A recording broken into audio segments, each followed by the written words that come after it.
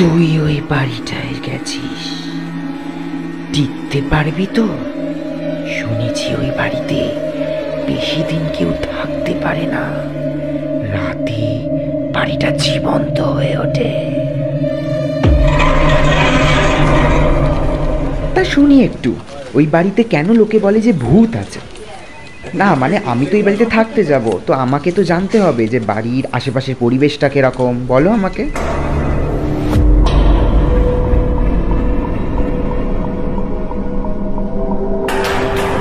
কেউ বেশি দিন টিকতে পারে না বন্ধু ওই বাড়িতে। শুনেছি ওই বাড়ি 100 বছরেরও বেশি পুরনো কোনো এক জমিদারের বাড়ি। সে এখনো ওই বাড়িতে থাকে, রাতে ওই বাড়িতে জলসা বসে। কেউ বেশি দিন টিকতে পারে না ওই বাড়িতে। বাড়িতে ঢুকতে গেলে একটা লোহার গেট পেরিয়ে ঢুকতে হয়, সামনেই বাগান, তাও অগোছালো, বড় বড় থাম্বাযুক্ত রোয়াক।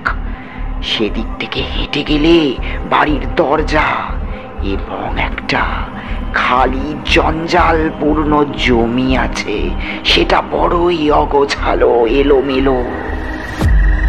ওই বাড়িতে আগে যতজন লোক এসে থাকতে গেছে সবাই একটা লোককে দেখেছে, যখনই পিছনের জমিতে তারা ময়লা ফেলতে যেত, সেই লোকটা নাকি রক্তবর্ণ চোখ নিয়ে তাদের দিকে তাকিয়ে থাকত।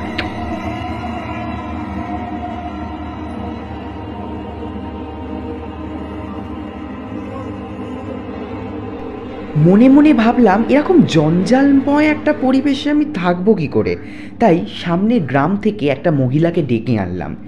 সেই আমার জন্য সব কাজ করে দিল, গোটা বাগানটা সাফ শুদ্র করে তুলল এবং তার সঙ্গে সঙ্গে পরিষ্কার পরিচ্ছন্ন করে দিল ঘরের চারিপাশটাও।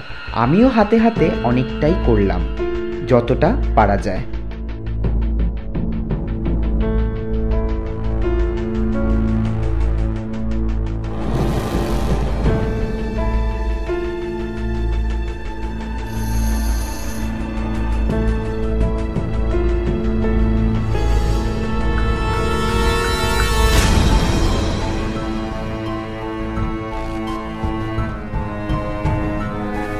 হ্যালো দাদা, বলছি আপনার কাছে কি নানা ফুলের চারা আছে? মানে এই ধরো গোলাপ ফুল, নানা রকমের বা নানা রঙের গাঁদা ফুল, কি নানা রঙের নানা রকমের ফুল আপনার কাছে যদি থাকে আপনি পাঠিয়ে দেবেন, যাই দাম পড়ুক আমি দিয়ে দেবো। নতুন বাড়িতে শিফট হয়েছে, ওই বাড়িতে পাঠিয়ে দেবেন।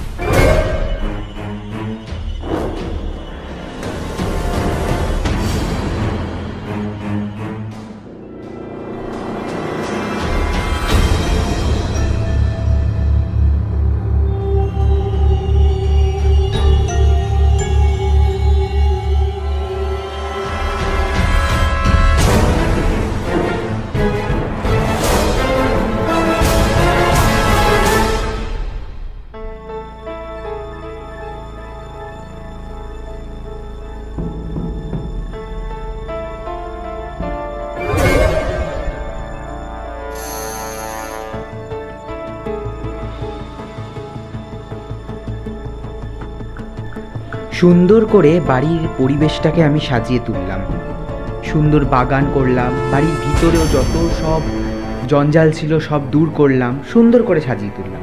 এরপরে প্রায় দেখতে দেখতে 1-2 মাস কেটে গেল, খুব সুন্দরভাবেই থাকছি, এই মিথ্যেটাকে সরিয়ে যে ওই বাড়িতে কিছু অদ্ভুত আছে।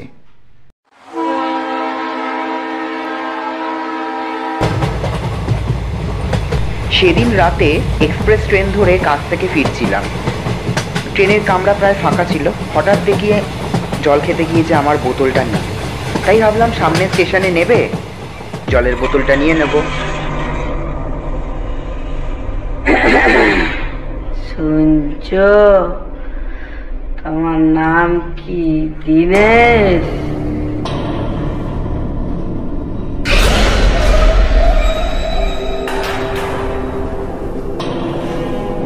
আপনি আমার নাম জানলেন কি করে?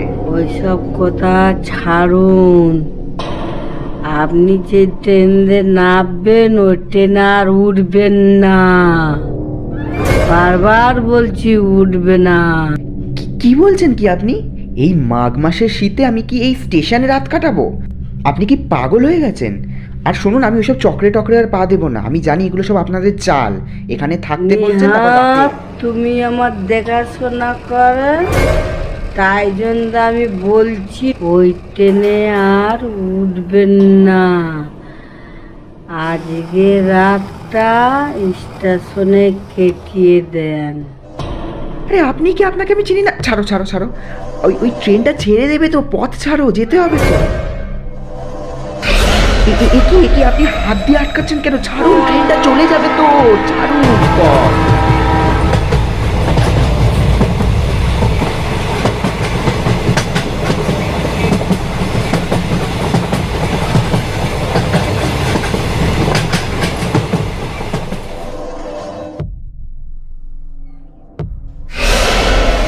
তখন আমি একটা ভয়ার্ত দৃশ্য দেখি। আমার সামনে যে লোকটা দাঁড়িয়ে ছিল সে আর নেই। এক পলকের মধ্যে সে গেল কোথায়। ঈশ্বরের দয়ায় আর কিছু তেমন হলো না রাতে স্টেশনে। পরের দিন বাস ধরে আমি সোজা চলে এলাম আমার বাড়ির সামনে। হেঁটে হেঁটে বাড়িতে ঢুকছি এবং সঙ্গে সঙ্গে আমার মাথার মধ্যে এই চিন্তাও ঘুরছে যে আমার তো সব লাগেজপত্র ট্রেনেই ছিল, এমনকি বাড়ির চাবিটা কি করব। এবারে মনে হয় তালা ভাঙতে হবে। সঙ্গে এই চিন্তাও মাথার মধ্যে ঘুরছে যে কে ওই অদ্ভুত লোকটা, সে আমার নাম জানলো কি করে, এবং সে কেন কথাটা বললো যে আমি তার সেবা করি।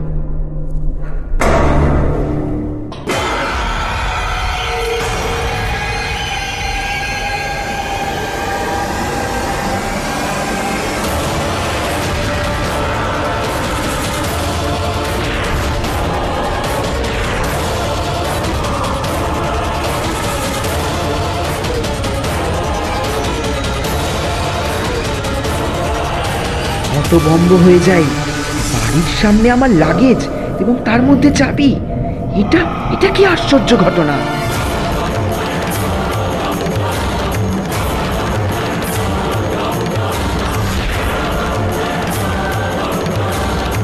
সঙ্গে সঙ্গে কিরিং কিরিং শব্দ করে নিউজ পেপারওয়ালা সাইকেল নিয়ে এসে আমাকে খবরের কাগজটা দিয়ে গেল।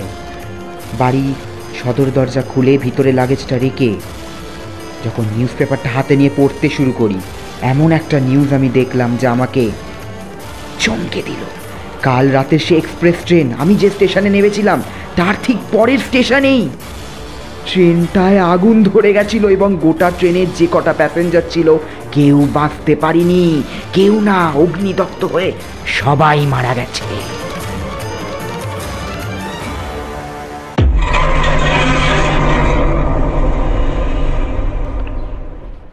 দেখতে দেখতে 2 বছর কেটে গেল। আমি এখনো পর্যন্ত এই বাড়িতে আছি। কই, আমার সঙ্গে তো তেমন কিছু ভুতুরে কিছু হয়নি। এই বাড়িটাকে আমি সুন্দর করে সাজিয়েছি, চারিদিকে ফুলের বাগান করেছি, বাইরে ভিতরেও অনেক রকমভাবে সাজিয়েছি। মানে চারিপাশটা এত সুন্দর করে সাজিয়েছি যাতে বাড়ির ভয়াবহতা কেটে গিয়ে বাড়ির চারিপাশে যেন একটা আশীর্বাদময় পরিবেশ তৈরি হয়। আমি জানতাম না, দেখুন এখানে একটা চাতাল আছে, না চাতাল বলাটা ভুল, বেদি আছে। সেই বেদিটাকে চাতাল ভেবে সুন্দর করে সাজিয়ে প্রত্যেকদিন বিকেলবেলাতে সেখানে বসে চা খাই, পরিবেশ দেখি এবং কিছুক্ষণ সময় কাটাই। পরে জানতে পারি সেটা চাতাল নয়, সেটা এই বাড়ির প্রয়াত জমিদার রুদ্র সান্যালের কবর। তার বাড়ির প্রতি প্রেমে তাকে এখানেই কবর দেওয়া হয়েছিল।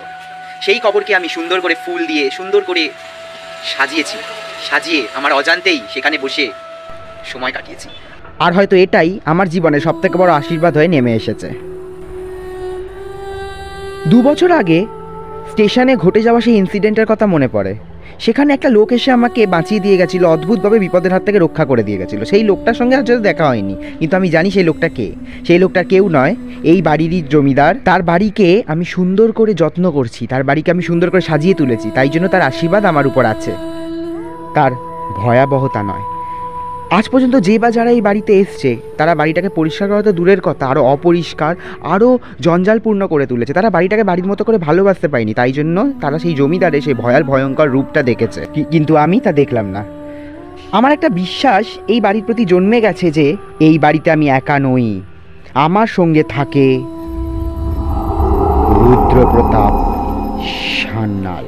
আর আমি এও বলতে পারি, এই বাড়ি কিছু হোক না হোক, এই বাড়ি আমার রক্ষা কবচ।